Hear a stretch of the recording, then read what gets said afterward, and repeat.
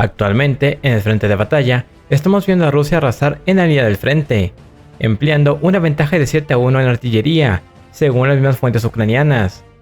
Su avance es lento en comparación con los primeros avances de la guerra, pero es constante en varios sectores del frente, lo que le ha permitido, desde principios de este año, apoderarse de más de 360 km², un área del tamaño de Detroit. La capacidad de fuerzas ucranianas para repeler las operaciones ofensivas rusas se ha degradado debido a la escasez de material y probablemente continuará degradándose en el futuro cercano si continúan los retrasos en asistencia de seguridad de Estados Unidos. Sin embargo, con o sin ayuda, el resultado no cambiará, pues la producción, limitados a equipos occidentales, no logran igualar a la producción rusa, incluso local. El mejor ejemplo, y es uno que ya hemos citado en varias ocasiones, es la artillería rusa. Según el teniente general Iván Gavrilyuk, viceministro de Defensa, en un artículo para Ukrinform publicado el 18 de marzo de 2024, Rusia dispara 7 veces más proyectiles que Ucrania. Y si tenemos en cuenta que Ucrania dispara como mínimo 6.000 proyectiles diarios y máximo 8.000, estamos hablando de que Rusia puede estar disparando entre 42.000 y 56.000 proyectiles diarios como mínimo. En comparación, Estados Unidos produce 28.000 al mes, con miras a producir 57.000 unidades para 2024 y 100.000 para 2025. Rusia produce aproximadamente 250.000 proyectiles de artillería por mes, o alrededor de 3 millones por año, según estimaciones de la industria de defensa rusa proporcionadas a CNN por inteligencia de la OTAN y fuentes familiarizadas con los esfuerzos occidentales para armar a Ucrania. Eso sin contar las propias existencias y reservas soviéticas. Otras fuentes hablan de que Rusia planea producir localmente 4,5 millones de proyectiles en este año, superando por 6 la producción anual planeada por Estados Unidos. Para fines de 2025, supuestamente, Alemania planea producir 600.000 cartuchos al mes, y Nammo, que opera en Noruega, Suecia y Finlandia, proyecta producir 80.000 proyectiles en 2025. Francia, por su parte, dice que produce 100.000 cartuchos al año, sin planes anunciados para incrementar ese ritmo. Queda claro que ninguna nación de la OTAN, ni siquiera en conjunto, puede mantener el ritmo de disparos llevados a cabo por Rusia, e incluso Ucrania. La artillería ha sido tradicionalmente uno de los aspectos más decisivos y devastadores en la guerra moderna, y su papel en los conflictos contemporáneos, como el de Ucrania, no es la excepción. Su principal ventaja es que la artillería inhibe la maniobra del enemigo, de varias maneras. Por ejemplo, para suprimir y desorganizar a las unidades enemigas, limitando su capacidad para moverse, comunicarse y ejecutar operaciones coordinadas, mientras que niega al enemigo el uso de ciertas áreas, forzándolo a tomar rutas más largas o peligrosas o abandonar posiciones clave. Y es que con una industria destruida y tras despilfarrar sus recursos creyendo que Occidente sería capaz de igualar y superar a Rusia, los funcionarios ucranianos declararon públicamente en marzo del 23 que necesita 20.000 proyectiles de artillería por día para que sus aproximadamente 300 sistemas de artillería de fabricación occidental apoyen sus operaciones terrestres de manera eficaz. En mejor de los casos, han recibido suficientes proyectiles para disparar 9.000 por día, pero más recientemente, solo 2.000. El portavoz del grupo de fuerzas ucranianas de Khortytsia, encargado de la defensa del eje de Chasiv Yar, el teniente coronel Nazar Voloshin, declaró el 15 de abril que las fuerzas ucranianas en las direcciones de Bakhmut y Avdiivka solo pueden utilizar de 1 a 5 proyectiles de artillería por cada 10 proyectiles de artillería que disparan las fuerzas rusas, pero que la artillería ucraniana es más precisa que la artillería rusa. Sin embargo, la idea de que la artillería ucraniana obtenga ventajas sobre la rusa mediante el uso de proyectiles de precisión tipo Excalibur o HIMARS no es del todo cierta, ya que existen ciertas limitaciones prácticas, como su escasez y su elevado costo los hacen poco prácticos para el uso contra batería. Jake Sullivan, asesor de seguridad nacional de Estados Unidos, dijo el 12 de marzo, cuando las tropas rusas avanzan y sus armas disparan, Ucrania no tiene municiones suficientes para responder. Eso está costando terreno, está costando vidas, y nos está costando estratégicamente a nosotros, a Estados Unidos y a la alianza de la OTAN. Para la OTAN y su lobby, una victoria rusa sobre Ucrania es más que real, y siendo que Ucrania recupere sus territorios es la única victoria aceptable para Ucrania. Cualquier otra cosa no puede ser presentada como tal, salvo para los fans y los medios. Estados Unidos se comprometió con la integridad territorial de Ucrania. La derrota de Ucrania, como todo parece indicar, arrastrará una derrota de la OTAN y Estados Unidos que no podrán cumplir con dicho compromiso. lo que mostrará que esta organización no puede garantizar la seguridad de sus aliados, ya sea Ucrania, Israel, Taiwán y demás. Como mencionamos anteriormente en nuestros videos, la idea de que el dominio unipolar de Estados Unidos puede ser cuestionado parecía lejana hace algunos años. No obstante, la reciente propuesta de Rusia para fomentar un orden mundial multipolar ha iniciado lo que se podría describir como el cambio geopolítico más relevante desde la caída de la Unión Soviética. Un cambio que estamos experimentando en tiempo real.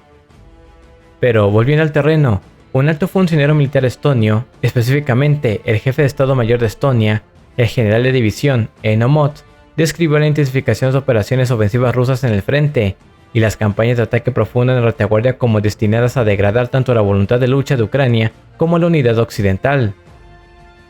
De allí que la aviación rusa y los misiles estén barriendo no solo las centrales eléctricas ucranianas, sino acosando a las tropas ucranianas en el terreno. Su-34 se ven volando tras cerca del suelo, que son imposibles de interceptar por los pocos sistemas antiaéreos de Ucrania. Las fuerzas rusas parecen estar explotando el ya degradado paraguas de defensa aérea de Ucrania en un intento de colapsar la red energética de Ucrania, probablemente en un esfuerzo por limitar la capacidad neutral de defensa de Ucrania a largo plazo. Y si las fuerzas rusas mantienen el ritmo de sus actuales ataques con misiles y drones, Ucrania probablemente carecerá de las reservas de misiles para la defensa aérea necesarias para proteger las ciudades y la infraestructura crítica de Ucrania. Por esto es que Zelensky afirmó que Ucrania necesita 25 sistemas de defensa aérea Patriot adicionales, probablemente lanzadores, para extender la cobertura completa de defensa aérea a todo el territorio de Ucrania. Pero esta cifra resulta imposible, pues tan solo en Estados Unidos existen 60 baterías protegiendo sus cielos, y la única forma de que Ucrania consiga esos ejemplares es que aquellos que estén en servicio activo en Estados Unidos sean transferidos a Ucrania, algo que no va a suceder. El comandante jefe de Ucrania, coronel general Oleksandr Syrskyi, declaró el 13 de abril que la situación en el este de Ucrania ha empeorado significativamente en los últimos días, y que las fuerzas rusas están llevando a cabo ataques mecanizados en las direcciones de Liman, Chasiv Yar, al oeste de Bakhmut, y Pokrovsk, al oeste de Avdiivka. El patrón subyacente a estas operaciones ofensivas se basa en que elementos de unidades que participan en esfuerzos menos intensivos descansen y se reconstituyan, mientras que otras unidades, presumiblemente las que están más descansadas o las que han recibido refuerzos recientemente, ataquen. Esto es algo que contrasta duramente con la realidad ucraniana, pues el 17 de abril el Parlamento ucraniano dio luz verde a la nueva ley de movilización que redujo de 27 a 25 años la edad mínima para el reclutamiento, mientras que abolió los permisos para los soldados que han servido durante 36 meses, lo que hoy equivale a 26 meses de guerra. Un duro golpe para los veteranos obligados a seguir combatiendo sin descanso, debido a la escasez de tropas a permanecer en servicio. Estos cambios consideran las significativas pérdidas sufridas por Ucrania, las cuales, además, están generando un vacío de experiencia en sus unidades. Por ejemplo, según el reportaje de The New York Times, de más de 200 reclutas en las Fuerzas Armadas de Ucrania, solo 25 están realmente capacitados para combatir.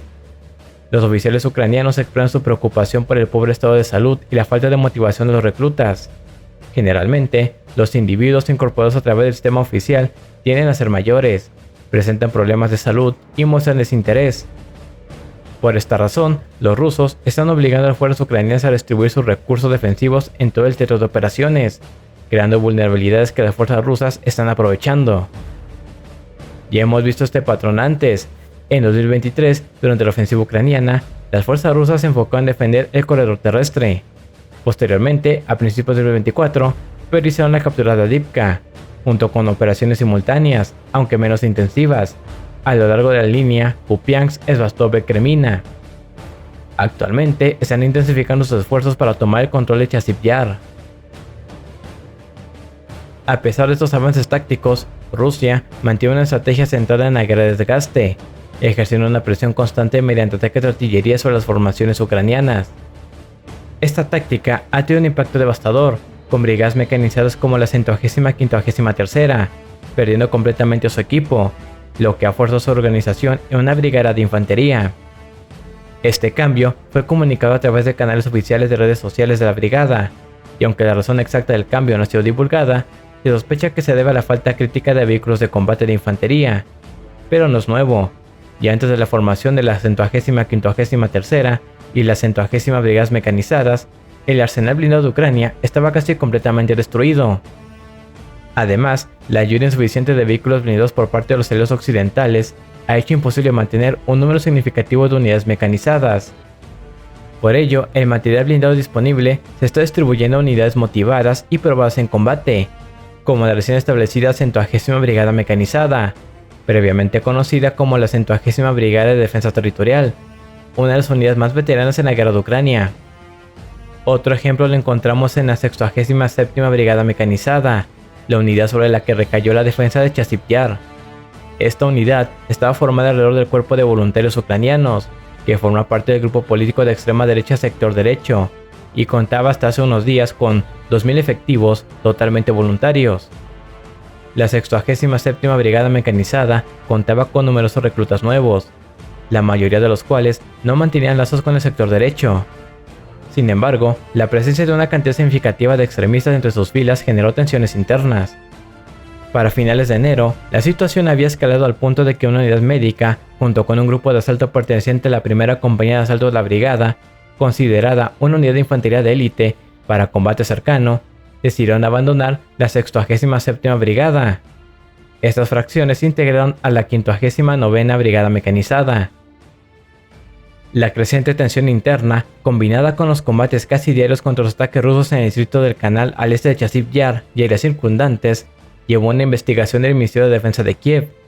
Esta reveló asignaciones inadecuadas de los nuevos reclutas a la isla del frente sin entrenamiento ni apoyo adecuados, entre otras irregularidades. Como resultado, este fin de semana, el ministerio retiró a la 67ª Brigada de la línea del frente, asignando la defensa del distrito a la 241ª Brigada Territorial. A pesar de no estar diseñada para combate de alta intensidad, el general Oleksandr Syrskyi ha defendido los cambios, destacando la necesidad de mejorar la calidad de entrenamiento, incluyendo el componente moral y psicológico de las tropas. Los intensos combates en Chasiv Yar y los recientes cambios en las brigadas ucranianas son indicativos del desgaste prolongado que enfrenta Ucrania en el conflicto con Rusia. En particular, la región de Chasiv Yar ha visto un incremento sustancial en la intensidad de los enfrentamientos, mostrando un crecimiento geométrico en las hostilidades en las últimas horas. Las fuerzas rusas, provenientes de Bognadivka al norte y desde Ivanovskoye, han logrado una efectiva sincronización en la alineación de sus flancos. En el sector norte del microdistrito Novi, en áreas específicas como las zonas de parcelas de Dacha, las unidades de paracaidistas rusas han obtenido avances significativos, asegurando nuevas posiciones en el límite oriental de la ciudad. Además, en la zona de Stupki-Golubotsky 2, los grupos de asalto rusos han logrado afianzarse en la zona. Sin embargo, a pesar de estos avances territoriales, la posibilidad de un asalto directo y decisivo a Chasiv Yar desde ambas direcciones sigue siendo una perspectiva lejana. La toma de Chasiv Yar no solo requiere asegurar los puntos tácticos controlados por el enemigo, sino también ejercer control sobre el canal Seversky-Donetsk-Donbass, ya que este canal constituye la principal línea de defensa ucraniana. Según el ISW, la potencial captura de Chasiv Yar por parte de Rusia podría ser decisiva, al abrir la posibilidad de lanzar ataques directos contra las ciudades del sur que forman parte del cinturón defensivo ucraniano. Chasiv Yar, que se encuentra a solo 7 kilómetros de Konstantinivka, la ciudad fortaleza más meridional, y a unos 20 kilómetros de Drushkivka. Tras asegurar Chasiv Yar, las fuerzas rusas podrían tener un periodo de descanso y reabastecimiento antes de iniciar ofensivas hacia Drushkivka o Konstantinivka. Además, un avance hacia Oleksilevo-Drushkivka podría facilitar el aislamiento de Konstantinivka del resto del cinturón defensivo, estableciendo así las condiciones para un posible cerco operativo de la ciudad. Sin embargo, estas operaciones dependen críticamente de la conquista de Chasiv Yar.